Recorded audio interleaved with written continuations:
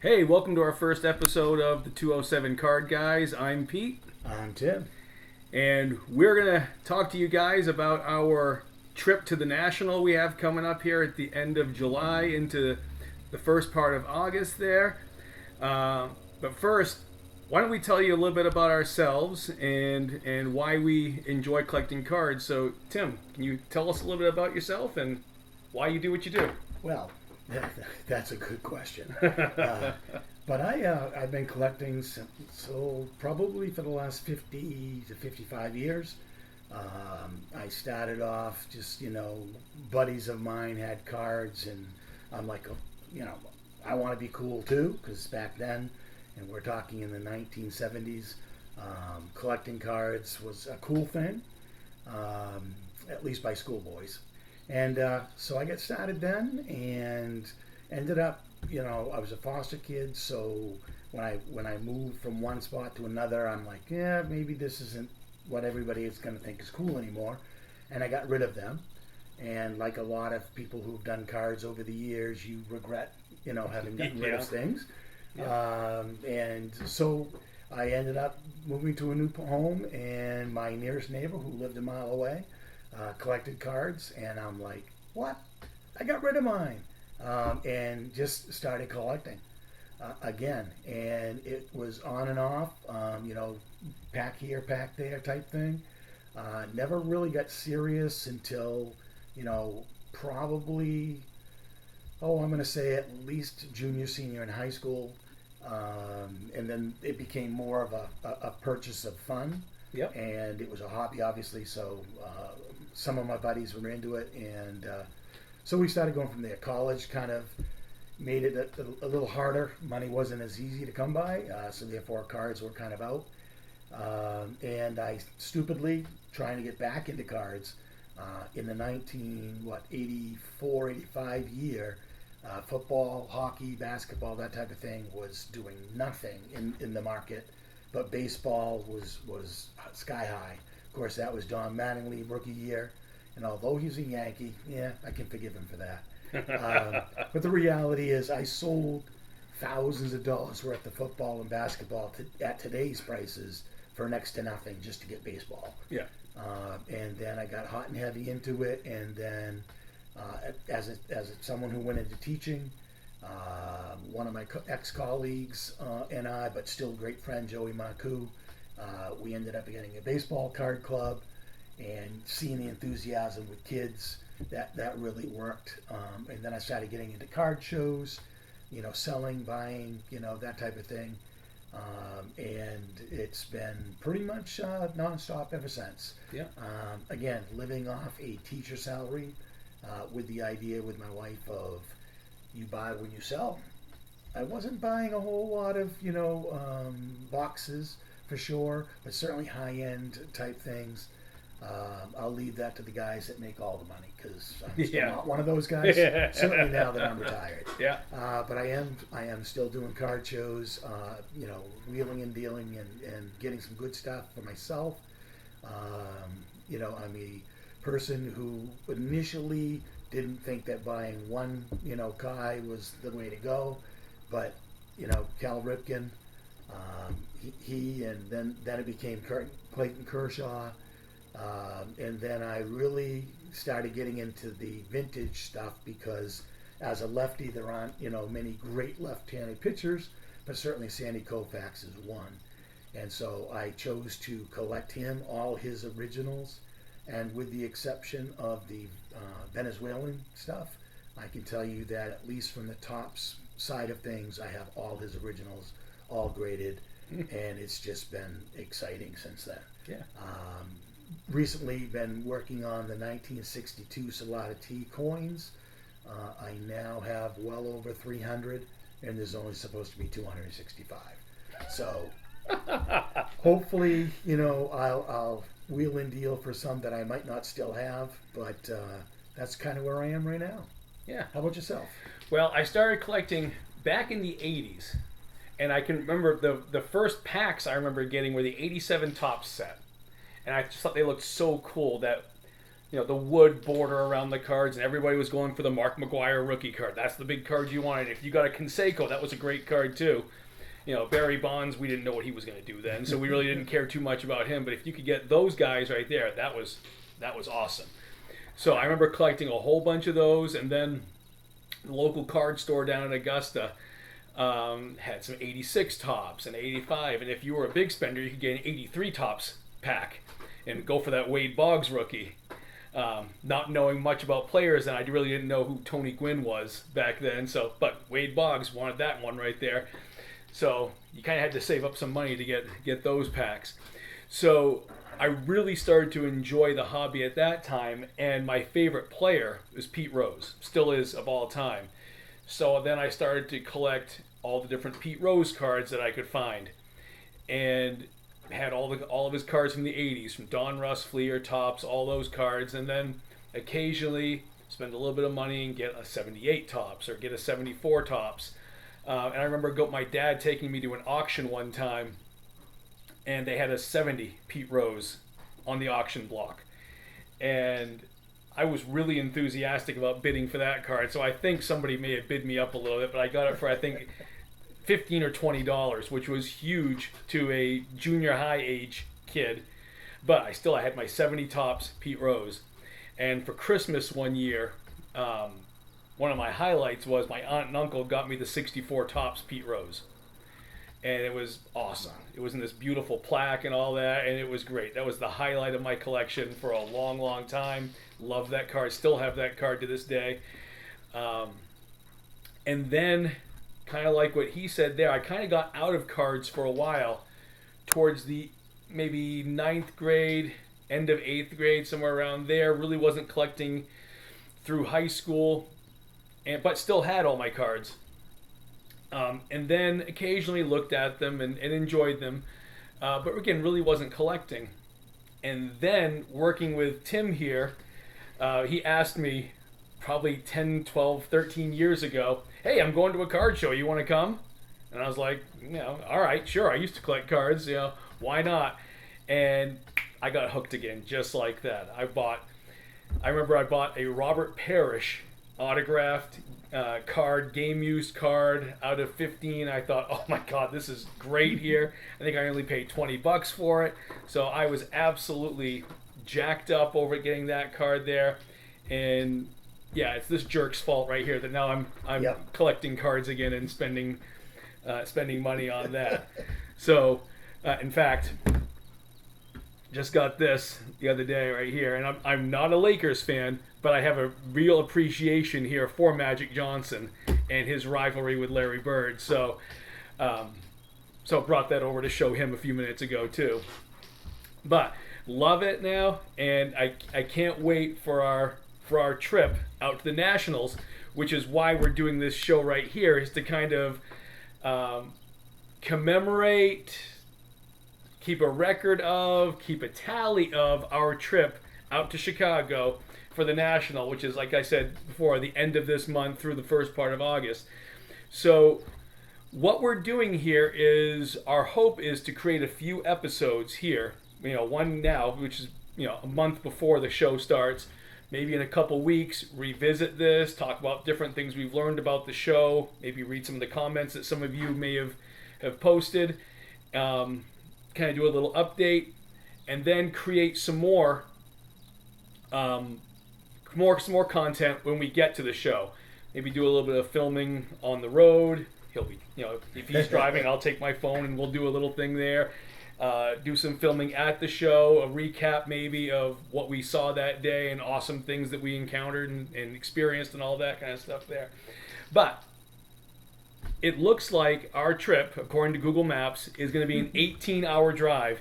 So it's going to be a long day to get out to Chicago there. But it'll be fun. It's not like we're in a huge hurry, but No, still, that's true. but still, 18 hours is going to be a good chunk of time there. And we've got a hotel about 20 minutes from the show, which I was able to get an incredible deal on. I don't know how I did it, but hotels.com is a pretty good website, and I got it for, I think it was like $50 a night. And it's actually a really, Unbelievable. really decent place. The reviews are great. It's in a great part, just outside of Chicago. So really, really pumped about that. And on day one, when the show opened for sales for passes, we figured, you know what? This is a once in a lifetime thing. We're probably not going to. We're definitely not doing this every year. No. So let's do it right. Let's go all out. So we got the all access VIP passes for this, which were highly recommended from a friend of yours from a show I think down in Portland. Yep. Down at the Fireside Inn. Yep. He said he had gone for several years, and he said that's absolutely the way to go.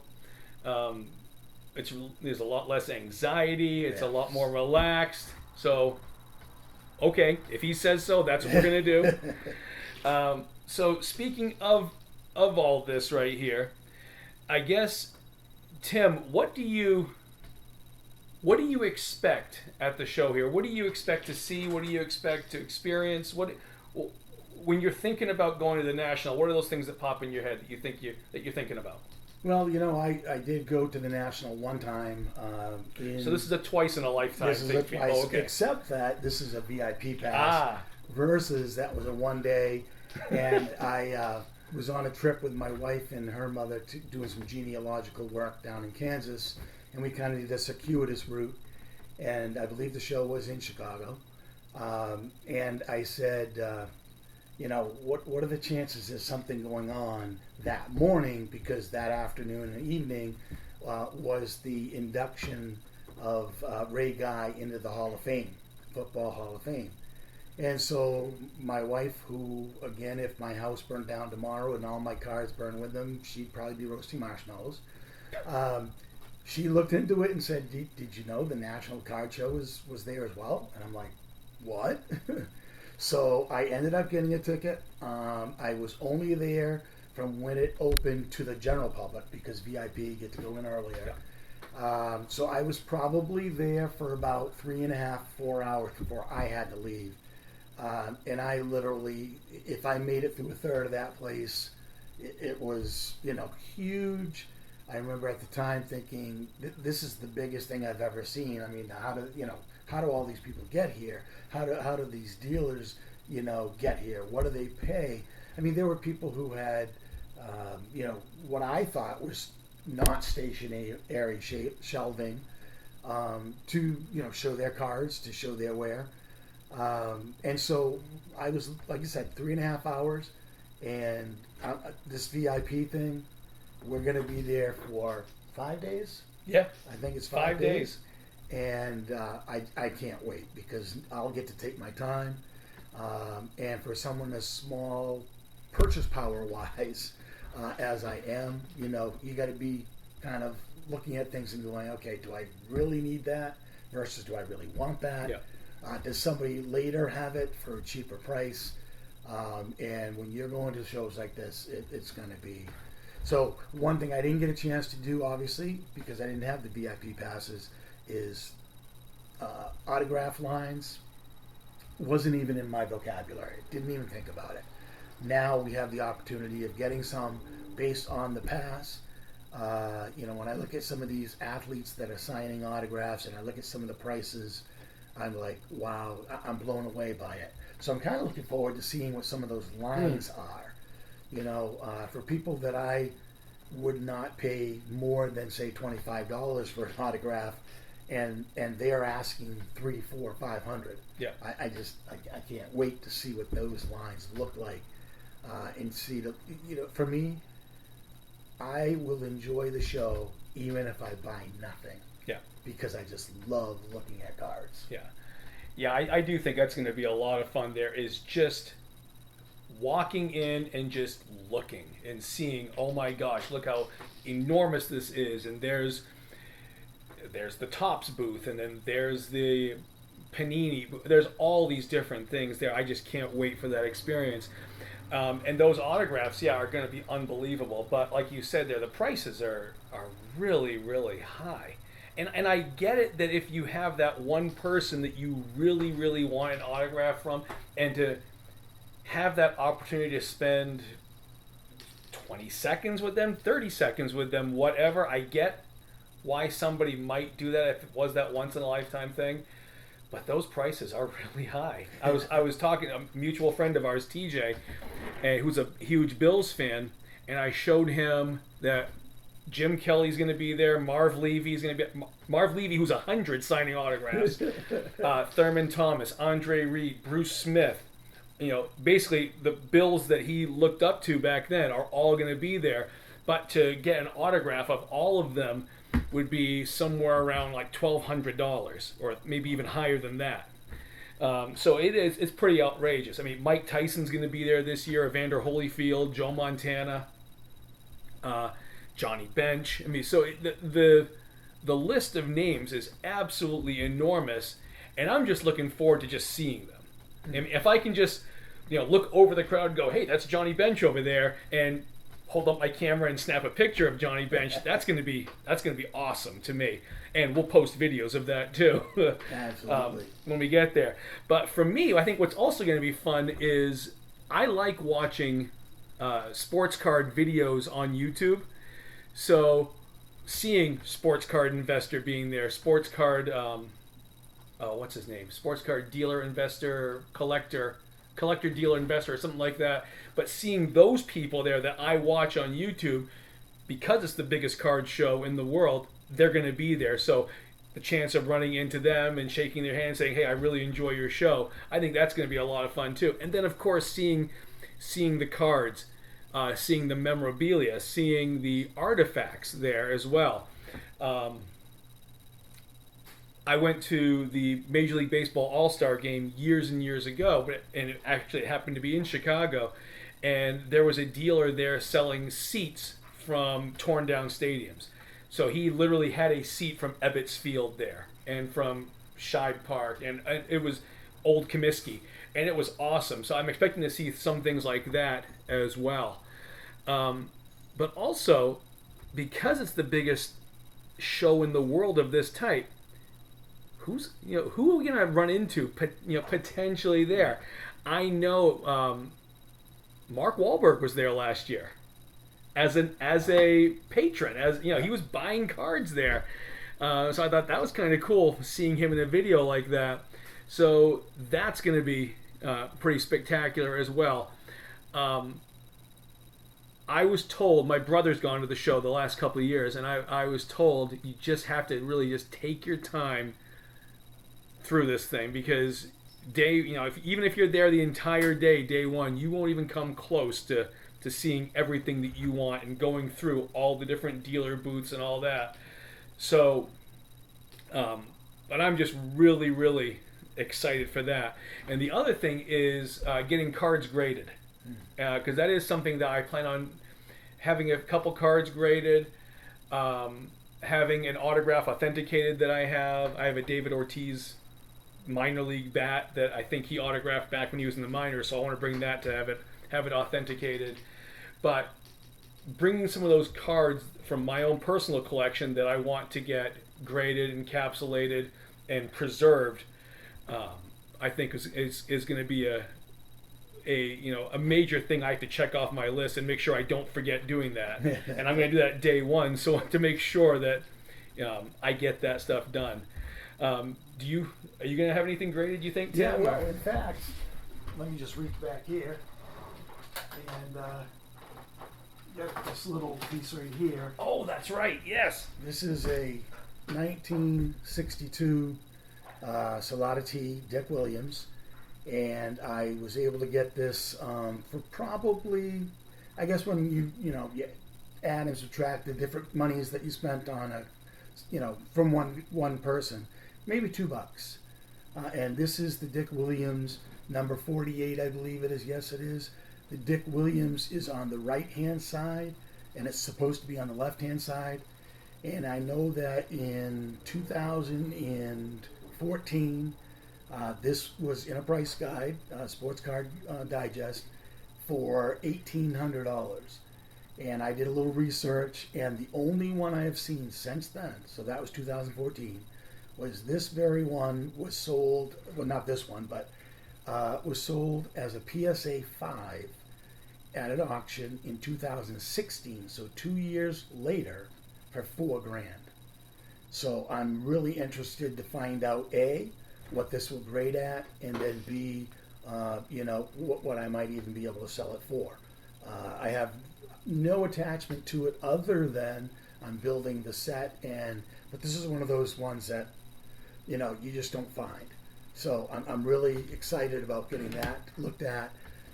And I have a couple other things. Again, as Pete mentioned, I have some autographs that do need to be authenticated, because if you've done this long enough, you know that if you have autographs and not authenticated, if you are trying to sell them, you're not going to either A, get a great deal, or B, you're not going to sell them at all, because people won't believe that they're legit. So that is certainly one of the things I'm looking forward to as well. Yeah. Yeah. So, I guess to wrap this up then, any of you viewers out there, of course I'm banking on the fact that we have viewers, this is our first episode, or a viewer. If you've been to the National before and you have any tips for us, please write it in the comments below, because we'll definitely take a look at those. If you want to tell us what we should expect out there, that would be helpful as well. What are some strategies when we get there? Should we just walk straight in, or should we circle to the right and kind of have a method to our madness, or what do you think we should do? So any tips or tricks to the National would be really, really helpful. So Tim, any last words for that? Well, just on top of that, certainly if any of you have ever had the VIP pass, just kind of telling us more about it. The more information we have going in, the better, because again, it's going to, maybe make things a little more strategic for us. Yeah. So thank you for viewing. Yeah. And we look forward to any feedback that you may have. Yeah, sounds good. Thanks a lot, Tim, and we'll see you all later. Absolutely.